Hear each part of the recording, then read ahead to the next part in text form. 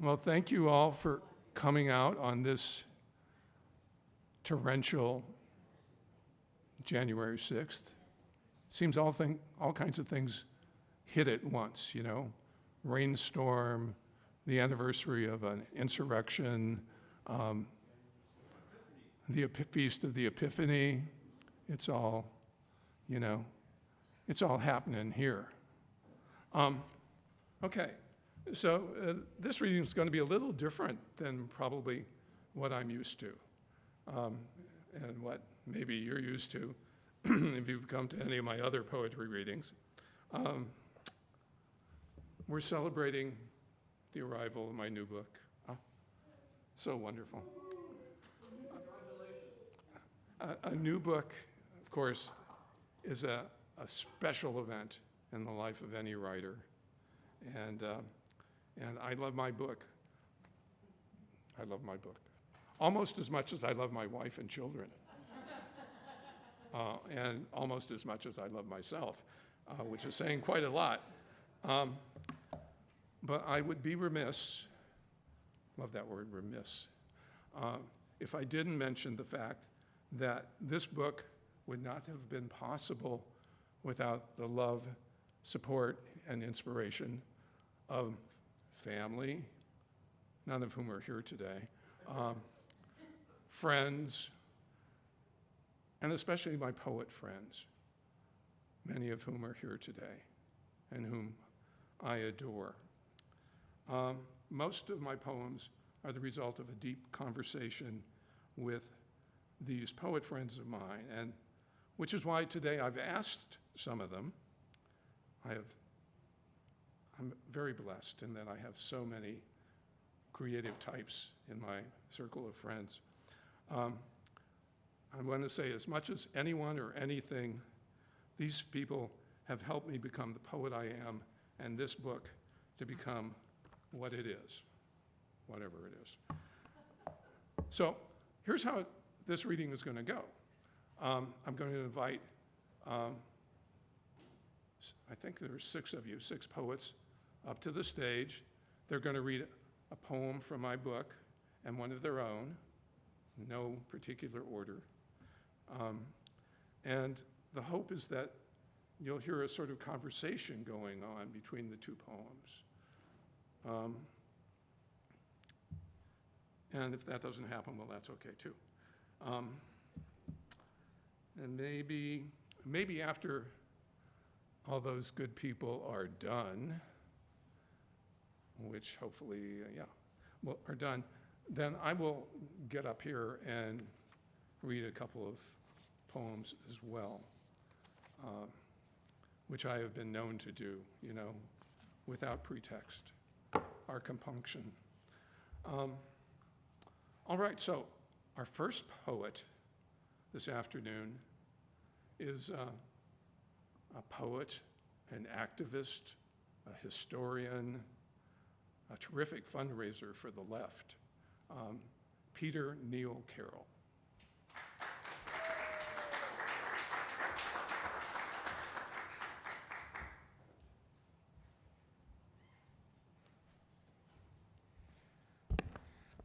I am unmasked.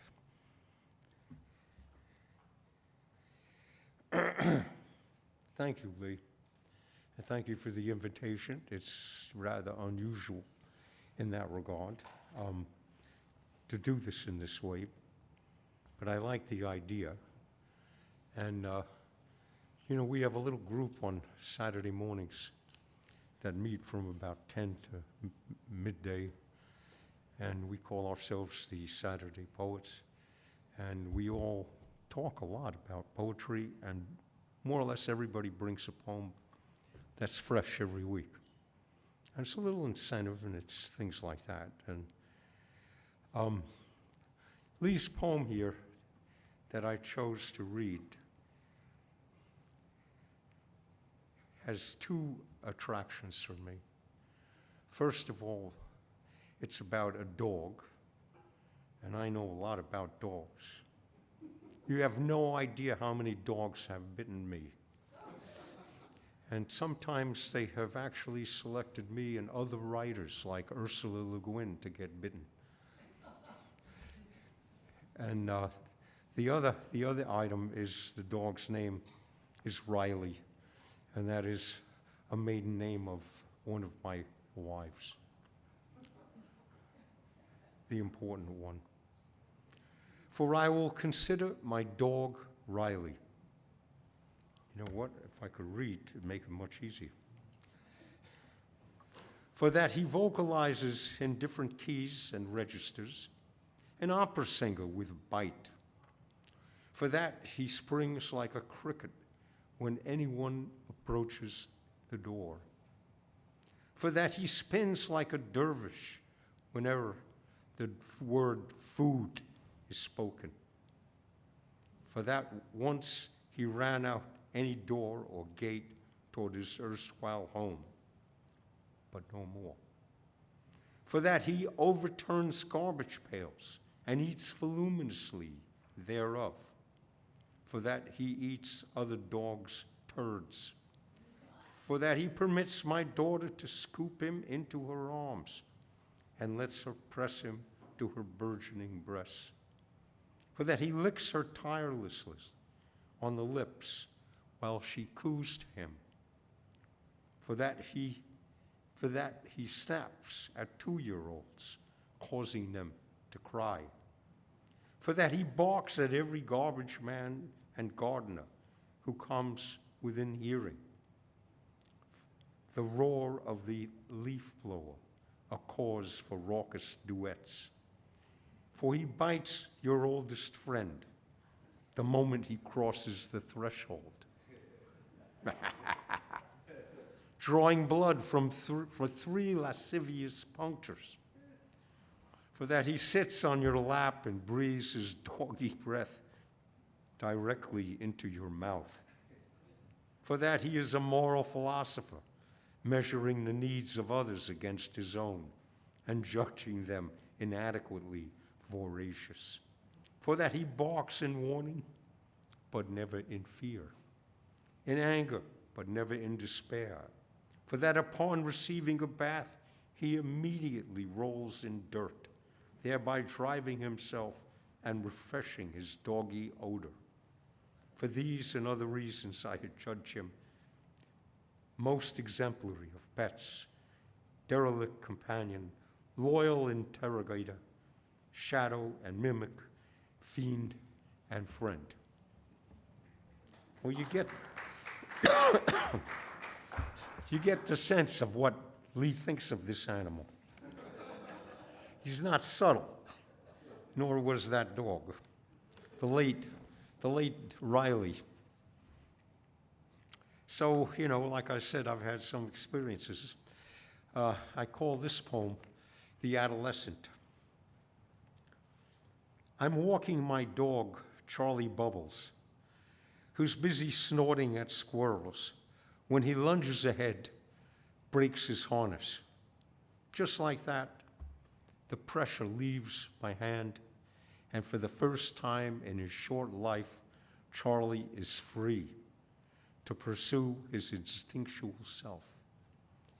In dog years, he's 14, hormones pouring into a slender brain, and he's off like a one-track racehorse, straight into traffic. My heart sinks as a yellow taxi with slow brakes rams his hind side, shoving Charlie forward.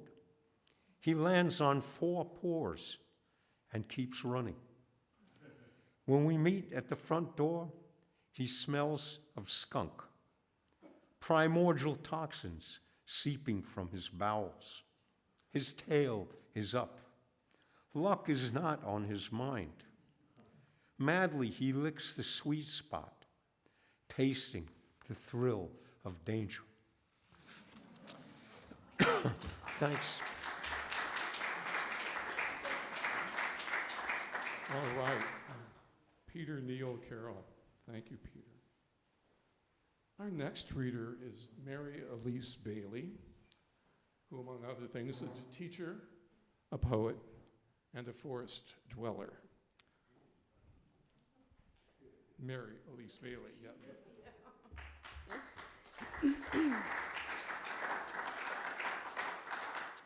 Wow, this is so exciting. I'm thrilled to be reading one of Lee's poems, a wonderfully creepy, profound poem called Instructions to My Teenage Self.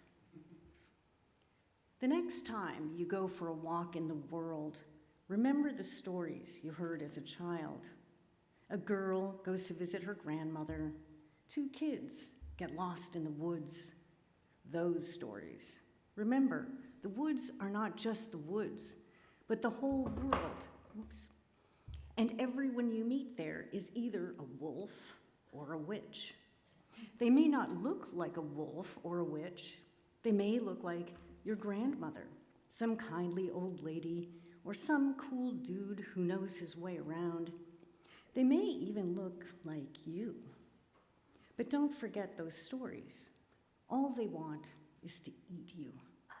Even your parents, by the time you get home, if you get home, you won't recognize them. Or rather, you'll recognize them for the first time.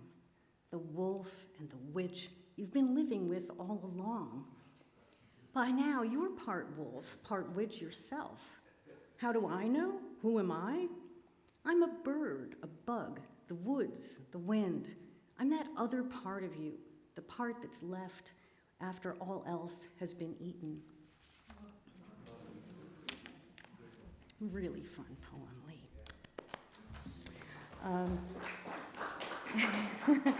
My companion poem to Lee's poem is about a kid who likes to skip school. And I think I have to do one of these obnoxious reference thingies. There's a mention of St. Francis in Perugia. In case you don't know, I certainly didn't until recently. It's where he experienced a devastating battle as a young soldier, not yet a saint, and where he was imprisoned and very miserable for some time. So, in case you didn't know, now you do. It's called A Stick for St. Francis of Kennebunk, Maine, or Instructions for Young Truant. You've got to learn to do this well.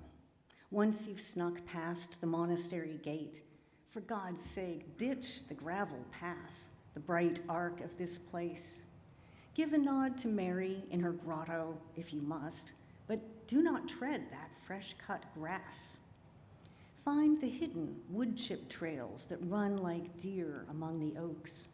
Let them scramble your sense of direction. Follow their shady tangles through thickets, debris.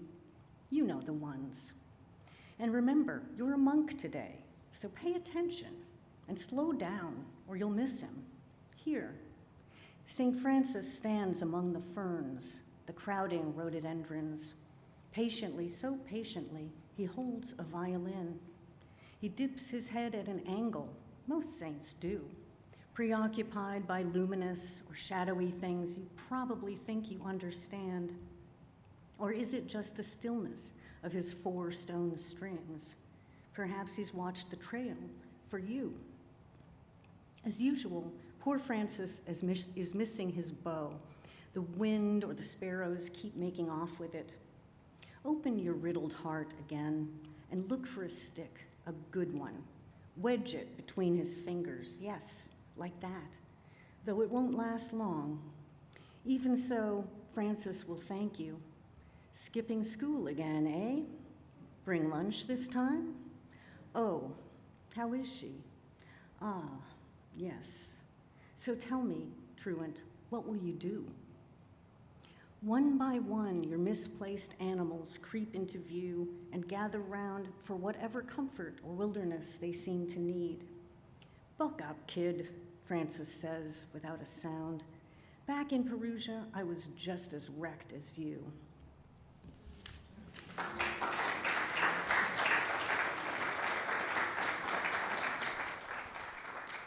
That was Mary Elise Bailey. And our next reader will be Patrick Daly. Ooh, it rhymes. Poet and raconteur, Patrick Daly.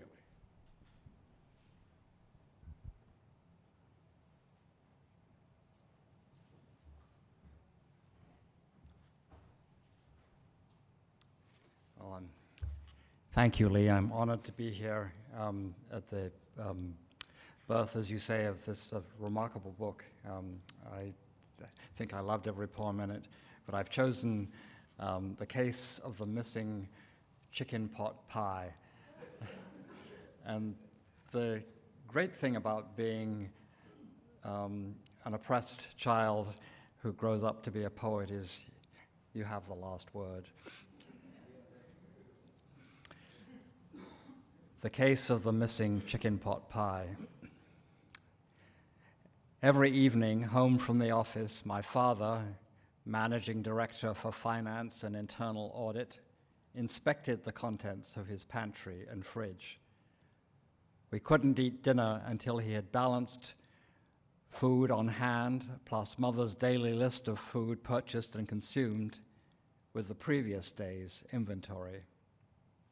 If things didn't add up, we'd all sit at the table and listen while father explained that snacking was stealing from ourselves. Later, after we'd all gone to bed, he'd plan our meals for the next day, with an eye to cost, of course, but also on calories and overall nutritional value. One evening, my father, the controller and chief legal counsel, discovered a missing chicken pot pie. The fact that it was his favorite meal and that it was the last one had nothing to do, he said, with his decision to punish us all. The one who'd eaten the pie, the ones who refused to squeal on the culprit, and mother, who should have been more vigilant in her role as inventory control clerk. So we sat at the kitchen table until bedtime, staring at one another, the pale, grim faces of my brother and sisters, my mother as she chewed her lip, my father smiling as if he'd played the greatest joke of his life. I wondered who would break. I was sure little Margie or the baby would rat me out, although it was all of us buried that awful thing in the yard as if it were a dead squirrel or possum we'd found in the alley back of the house. It was my idea, of course, the little cardboard headstone engraved with the motto, R.I.P. M.D., F.I.A., C and C.L.C., B.A., M.A., M.B.A.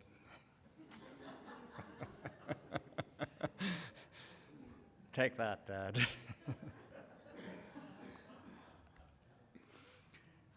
And I'm going to read, if I can find it.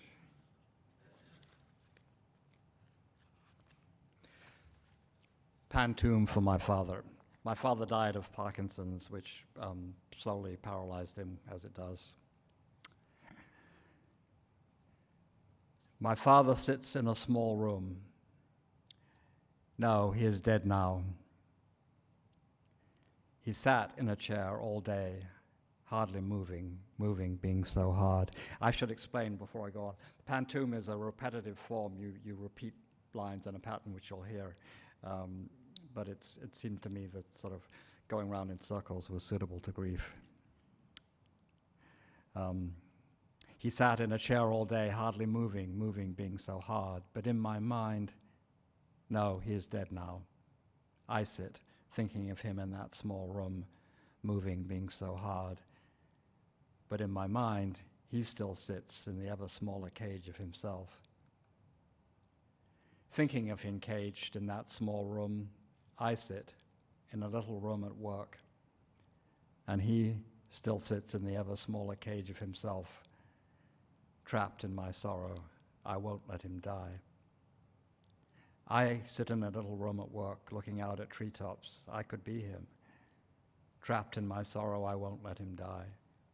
I see myself growing smaller and less able, looking out at treetops. I could be him. It's hard to remember I'm not yet. I see myself growing smaller, less and less able to take a step, to shave, to brush my teeth. It's hard to remember I'm not yet. May never be him. For him, it's over, the struggle to take a step, to shave, to brush his teeth. But I wish he'd taught me more about standing upright. I may never be him. For him, it's over, the struggle he fought so gracefully. But he kept his strength to himself. I wish he'd taught me more about standing upright. I was always afraid he would fall. He fought so gracefully, keeping his strength to himself. I needn't have worried about propping him up. But I was always afraid. What if he fell and shrank like a leaf and skidded away? I don't know now if I was propping him up or just hanging on. In the end, he fell and fell. But in my mind, moving being so hard, not moving, in a chair all day he sat. Though he is dead now, my father sits in a small room. Thank you.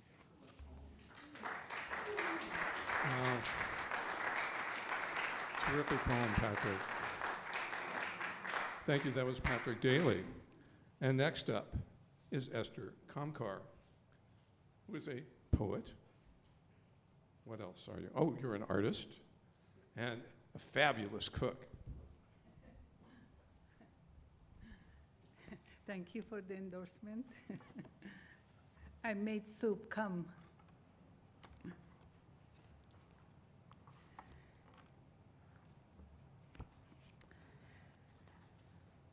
Thank you for inviting me to read. I'm going to read Peeling the Onion. Not the tough paper skin, nor the translucent layer just beneath, but the onion part of the onion, the part that makes you cry. The solid muscle of the onion, its bitter white heart. Cook it long enough, it sweetens, grows tender, shrinking into some truer self, the self it becomes as it ferments in the body. Imagine standing all day in a kitchen, your only job slicing onions, slicing and breading the slices and sliding them into the bubbling vat.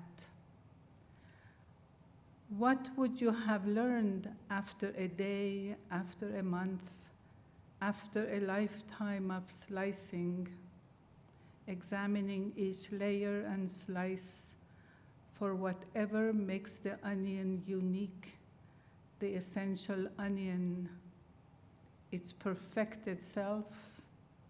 It is onion all the way in, reservoir and fiber, a gift.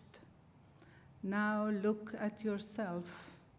You are nothing like an onion. Whatever hides beneath the skin is irrelevant. You are a seed surrounded by fruit. Your only hope to plant yourself in fertile soil. What will become of you who have known only the one tree, the one soil? Where will you land once water and wind have their way with you? How long will you struggle to find some parable of growth? Consider the onion resting for the moment on your chopping board, a victim of the terror, the head of some mythical beast, your head inert and peaceful at last.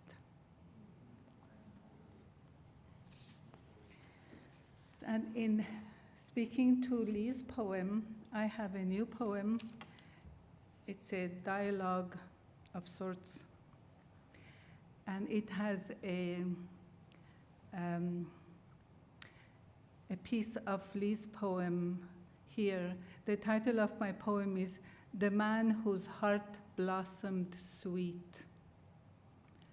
But the onion part of the onion, the part that makes you cry, Lee Rossi.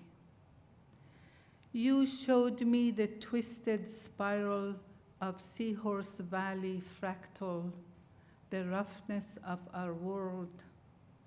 I drew you, a woman and a man, dancing on the roof, dancing and weeping. I gave you dusty green olives I picked and cured in brine.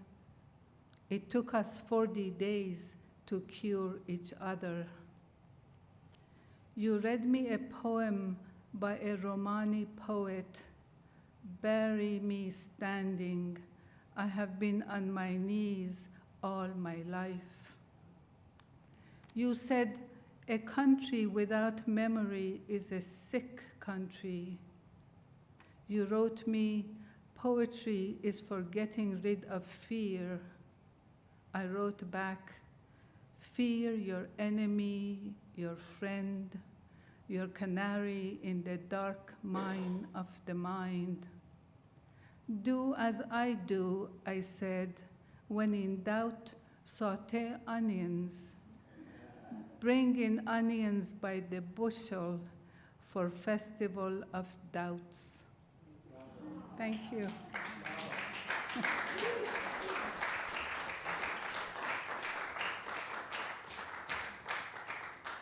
Thank you, Esther Kamkar. All right, next up, Gerald Fleming, who is a retired teacher, happily retired, I think, and the author of 5 books.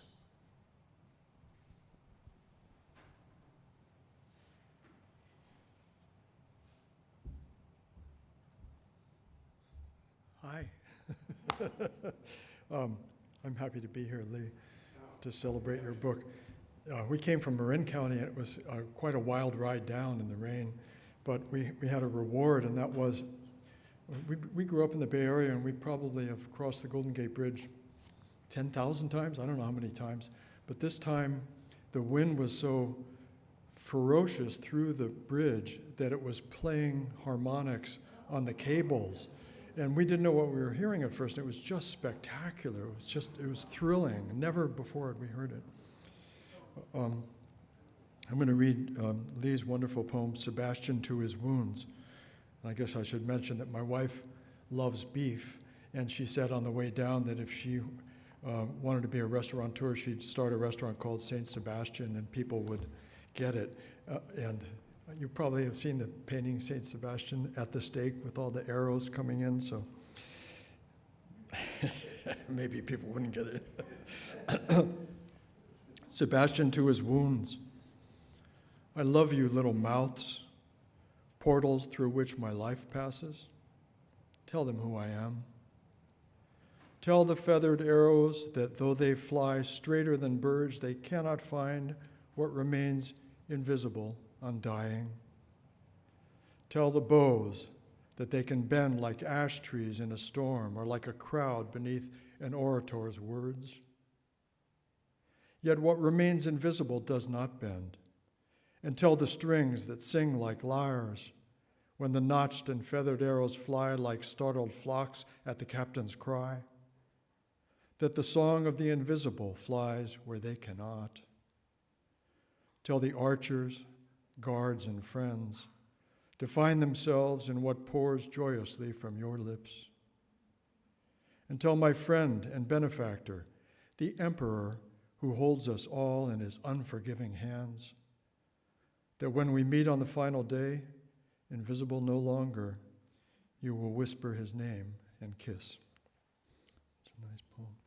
I didn't bring anything of my own to read, but I do remember one from about 20 years ago. There was a long poem called Ars Poetica that had 48 sections, and I won't do 48 sections, but I do remember one.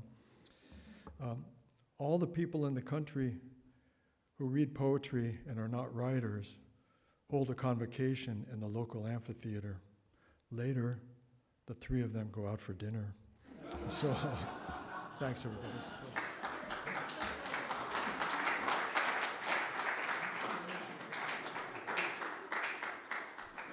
Gerald Fleming. I don't know if you can tell, but he's a very funny guy. All right, and our final guest reader will be Charlotte Muse, who is a poet and a wonderful teacher.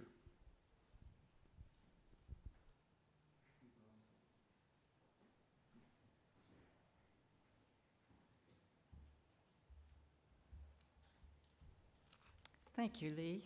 I just thought this was such a wonderful idea, such a sort of generous-minded idea, and also really interesting to hear other people's, how things bounce up against each other.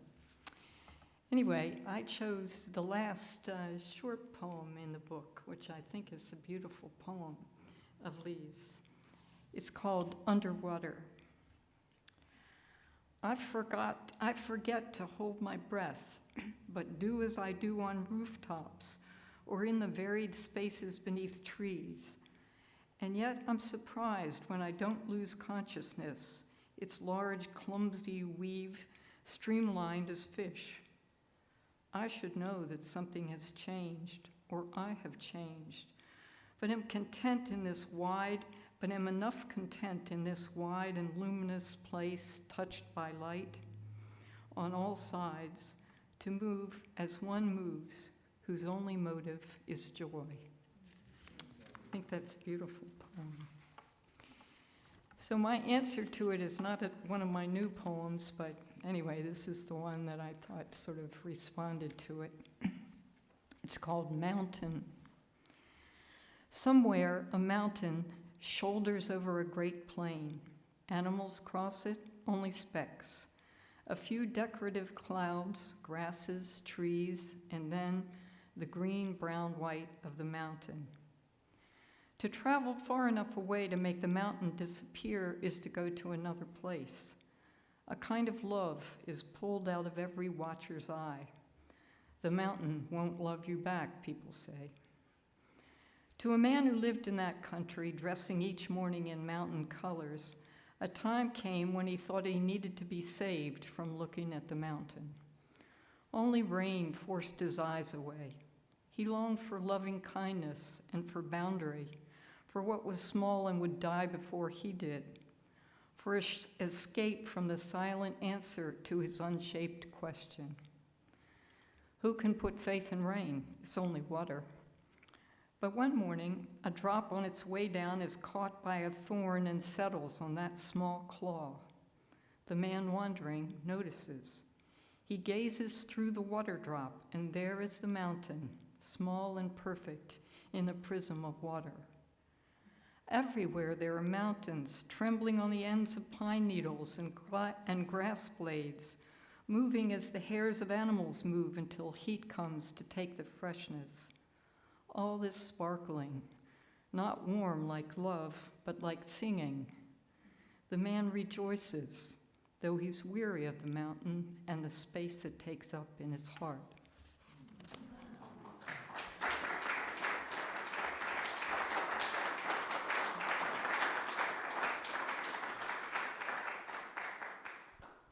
That was Charlotte Muse. Thank you, Charlotte. Thanks to all my guest readers. Now comes the moment that I've been dreading all along, when I will read you. Or maybe you've been dreading it, I'm not sure, and I'm just picking up on that. Goodbye. I'm going to read a couple of poems here, and then we can get down to the serious business of buying books, signing books, and drinking wine. Let's see. Oh, I also want to give a big shout out to the people who helped me put this little event on. Greg Stovall up in the loft, who's doing sound and AV. Thank you, Greg. Annie Tate, who helped me corral the food. And Beth Harrison, who is waiting expectantly to gather all your money. So thank you, Beth. This book is called Say Anything, and people ask me, why is it called Say Anything? And until very recently, I was not sure exactly why. Until maybe last week sometime, early in the morning when, things come to you early in the morning and you can't help yourself. But I remember something my mother used to say. My mother was the queen of aphorisms. She used to say, and this was always in response to some complaint from me or my sister, if you can't say something nice, don't say anything. What kind of message was she sending her children, do you think? At any rate, later, much later, I heard something quite different, something which I think was attributed to William Carlos Williams, the famous American poet, something to the effect that in the imagination, everything is permitted. Somebody said that, I don't know. Maybe it was Williams. So my book, in a sense, is a rejoinder to my mother. And instead of don't say anything, I say anything. Problem is, I'm not especially adept at saying nice things. Nice things, I have to admit, bore me to tears. But whatever the feeling, the good, the bad, and the ugly, it might appear in my writing and in this book. So here's a poem based on a story my parents used to tell about when I was 2. Everybody in my family was in the bar business, right? So my parents used to take me out, age 2, to my godmother's bar, and I used to kind of crawl along the bar, helping myself as I went from reflecting pool to reflecting pool. This poem's called Hymn to Ninkasi. It's on page 45. Ninkasi is the Sumerian goddess of beer. And back 3,800 years ago, somebody, kind of early Charles Bukowski, wrote a hymn to Ninkasi, which is basically a recipe for beer. So this is my version of that. I'm 2 years old, crawling determinedly along the gleaming mahogany of my godmother's bar. Every foot or two, another pool of refreshment, golden-hued, snow-capped, a ring of chill condensation welling at its base.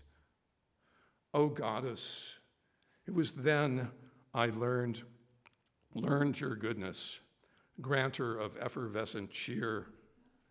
And I, who had never known my mother's nipple, now the beneficiary of every tippler's largesse. How they marveled, this toddler, hoisting goddess-shaped glasses to his unquenchable lips.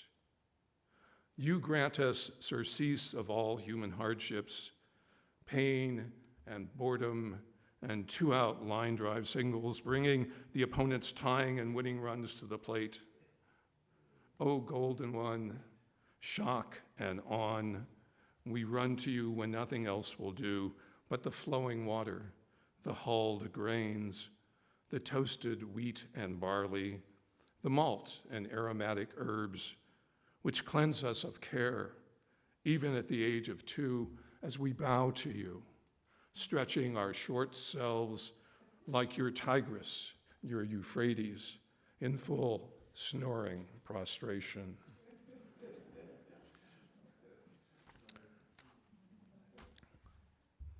This next poem is something, I don't know if you guys have ever been to the Page Museum in Los Angeles at the La Brea Tar Pits, the Ice Age Museum. Oh, what a wonderful place. I invoke a few of the denizens there. It's called Portrait of the Artist as a Young Fashionista. I hope we all know what a fashionista is, please. Okay. So here I am, 3 years old, already too big for the stroller.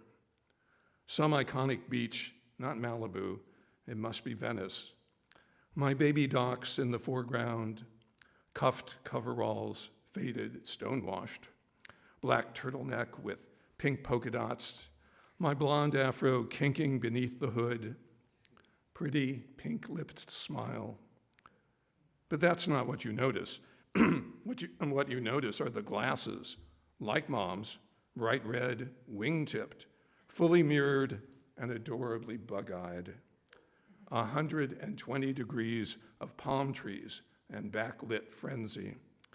Tourists slumming, and slum dwellers rubbing shoulders on Speedway, a naked man, 2 half-naked girls, more afros and a couple of big drums.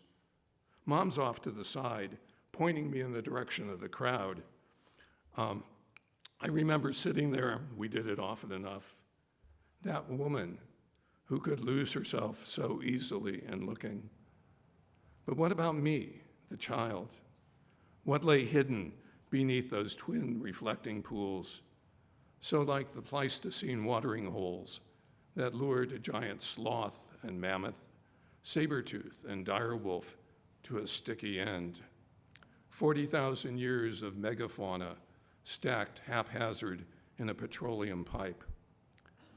Who did she become, that darkness engulfed by so much light? I love contemplating what a miserable childhood I had. Okay, 2 more, and then we get to the serious business.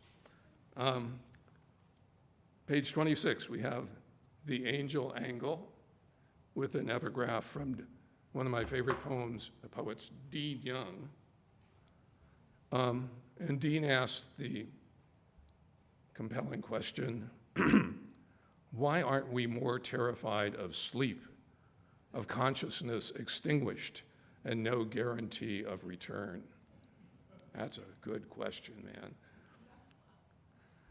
You'd think that after all these years of dropping dead every night and every morning rolling back the stone, of rising from my vampire's crypt, a forest of toothpicks sprouting from my chest, I'd have some faith, some trust that just like the sun coming up in the east, I'd lift from my cluttered bed, my rumpled, sweat-soaked sheets and pillow. Don't I believe in physics? What about biochemistry? But no. After 500 lives, the memory of so many deaths darkens everything. Every day the ceiling gets lower, clouds rumbling with comets and jets. And what do they tell you for comfort? Think about the afterlife, they say. But that's all I think about.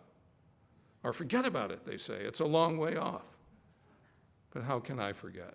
When even in sleep, I have to listen to that raving madman, myself, shouting out the mystery of birth, my constant mistakes. How many dark alleys have you wandered in your dreams? How many monsters met and been devoured by?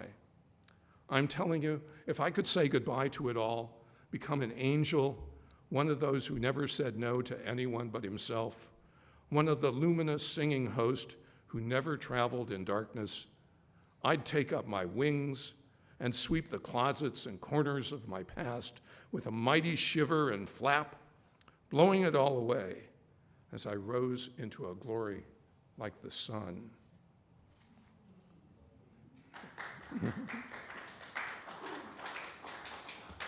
And I'll end with another poem about transformation called Spirit Train. Okay, this isn't bad, 50 minutes for a poetry reading. Man, that's great. Thank you, counselor. He's my lawyer over there, you know, he tells me how long I can take, you know, if I'm exceeding my contract with my audience. Steve Root, another fabulous poet. Okay, Spirit Train, page 33. In the morning, I went to the station. Yeah, nothing dramatic about it. In the morning, I went to the station. It was an old building surrounded by other old buildings, a bank, a church, and museums for everything the Army had stolen in the last war. The station was almost empty, so I asked the station master's daughter, how do I get from Prague to Chicago? And she said, you'll have to do what people did back in the war. You'll have to take the Spirit Train. That sounded bad enough, but I wanted to get home. So I found a bench in the Great Hall and waited. I guess I fell asleep because the next thing I knew, someone was shaking my shoulder. It's after midnight, time to go, she said, the same girl, but older. I found the train, and soon we were moving through the countryside.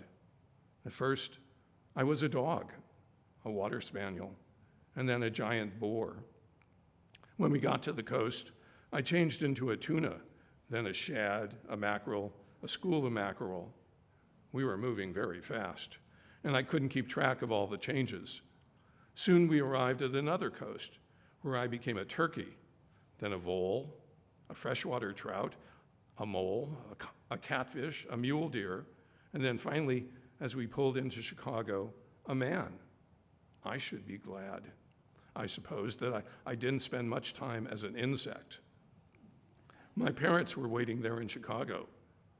How did they know to meet me? With a girl who looked familiar, but whose name escaped me.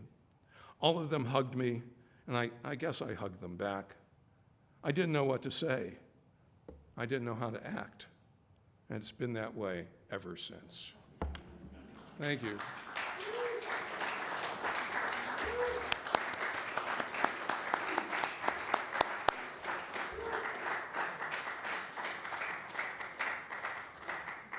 Thank you all for coming.